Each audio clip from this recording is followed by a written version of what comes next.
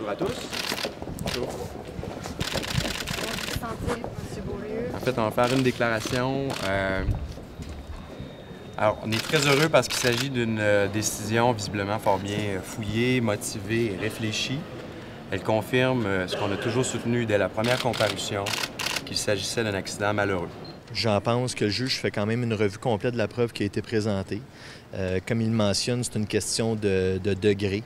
J'ai toujours été d'opinion que c'est un juge de déterminer le degré au niveau de la conduite de M. Beaulieu cette journée-là.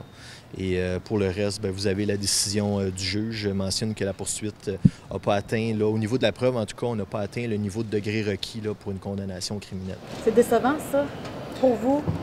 Non, c'est pas décevant. Ce qui est décevant, c'est de ne pas comprendre un jugement, c'est de ne pas savoir pourquoi. Non, comme je vous dis, depuis le début, j'ai toujours été conscient que c'est une question de degré. D'ailleurs, ça faisait l'objet de nos représentations au niveau du verdict.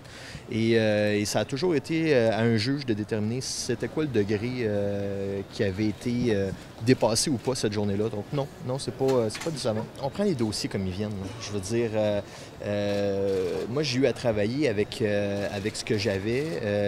Je ne pouvais pas revenir en arrière. On ne pouvait pas dénettoyer, comme vous dites, la scène. Ils ont quand même été très critiques à l'endroit de l'expert de la Sûreté du Québec. Hein? Effectivement.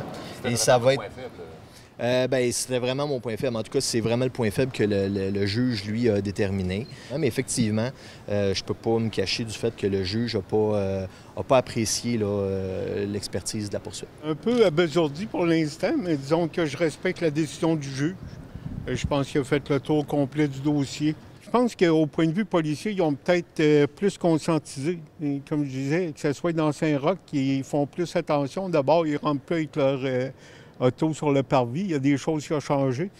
Puis ils vont plus à pied, justement, pour parler avec le monde. Ça fait que si au moins ça allait apporter des éléments positifs, excellent.